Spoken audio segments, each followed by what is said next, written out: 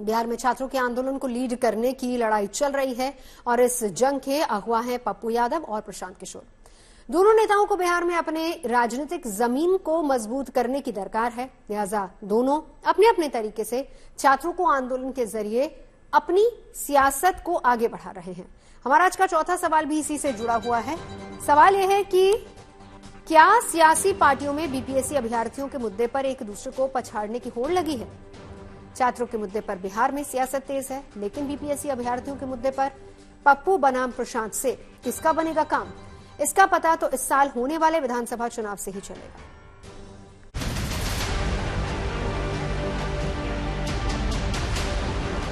बिहार में बीपीएससी के अभ्यर्थी आंदोलन कर रहे हैं। हालांकि इस आंदोलन को आरजेडी, कांग्रेस और वामपंथी दलों ने अपना पूरा समर्थन दिया है, लेकिन इस आंदोलन के जरिए बिहार के युवाओं को साधने की मुहिम में दो नेता अलग अलग तरीके से जुटे हैं। बीपीएससी अभ्यर्थियों का आंदोलन जो है वो अब एक ऐसा लग रहा है कि एक रणक्षेत्र बन चुका है, जिसमें प्रशांत वर्सेस पप्पू अब जो है मैदान में उतरे हुए हैं। पूर्णिया के सांसद पप्पू यादव और बिहार के सियासी फलक पर अपने पैर जमाने की कोशिश में जुटे प्रशांत किशोर छात्र आंदोलन के जरिए अपनी सियासत को आगे बढ़ाने की पुरजोर कोशिश कर रहे हैं। दोनों ही नेता बिहार में तूल पकड़ चुके अभ्यर्थियों के मुद्दे को लपकते हुए आंदोलन का अगुवा बनने की ख्वाहिश रखते हैं, इसलिए दोनों अलग अलग तरीकों से अपने आप को अभ्यर्थियों का हितैषी साबित करने की कोशिश कर रहे हैं। एक तरफ जहां पप्पू यादव सड़कों और रेलवे ट्रैक पर उतरकर अभ्यर्थियों के समर्थन में हैं, तो वहीं दूसरी तरफ प्रशांत किशोर ने छात्रों के लिए आमरण अनशन शुरू कर दिया है। शाम तकरीबन 5 बजे गांधी मैदान में गांधी मूर्ति के नीचे प्रशांत किशोर आमरण अनशन उन्होंने शुरू किया था और लगातार उस वक्त से वो बैठे हुए हैं यहाँ पर आमरण अनशन पर। रात में जो ठंड थी उसको भी बर्दाश्त करते हुए यहाँ पर बैठे रहे।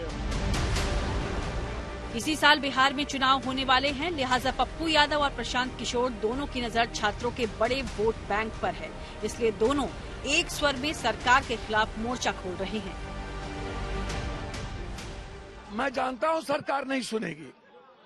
सरकार ऊपर से नीचे सबकी प्रैक्टिस है 500,000 करोड़ की, सब पैसा लेते हैं, हमको पता है, हर कीमत पर पता है। आप 10 महीने लोगों को परेशान करेंगे, 4 दिन मारिएगा, लाठी मारिएगा, बच्चों को मार रहे हैं, जिसको भी मार रहे हैं उसके शरीर में 5 दिन लाठी का चोट रहेगा, लेकिन जब वोट की चोट लगेगी तो कम से कम 5 साल लगेगी। दोनों ही नेता बिहार में अपनी सियासी जमीन मजबूत करना चाहते हैं। ऐसे में इस आंदोलन की अगुवाई को लेकर भी दोनों नेताओं के बीच बड़ा मतभेद है। इसका नाम लेते हैं सर, 5 बजे पेट भर के बिना कानून के काम, ये तो हमारी डेमोक्रेसी है। आपको धरना पर यहाँ क्यों नहीं बैठते? 14 दिन आप गायब कहाँ थे? नाटक करते हैं, उनको पता है कि वहाँ नहीं बैठने देगा, वो नाटक करते हैं, उसको क्या पता? वो तो पहले उस सबका चर्चे छोड़ दीजिए, लॉस केस है, गैम्बलर है। बिहार की धरती ऐसी है जहां से 70 के दशक में छात्रों ने विरोध का बिगुल फूंककर केंद्र सरकार को हिला दिया था। उस समय यहां से उठी असंतोष की चिंगारी ने पूरे देश को सत्ता के विरोध में सुलगा दिया था। 50 साल के बाद बिहार में एक बार फिर से छात्रों के मुद्दे को लेकर प्रशांत किशोर और पप्पू यादव अपनी अपनी सियासत को धार दे रहे हैं, लेकिन उनका दांव चुनाव में कितना कामयाब हो पाएगा ये जल्द ही साफ हो जाएगा। रोहित सिंह और शशि भूषण के साथ bureau report, good news today.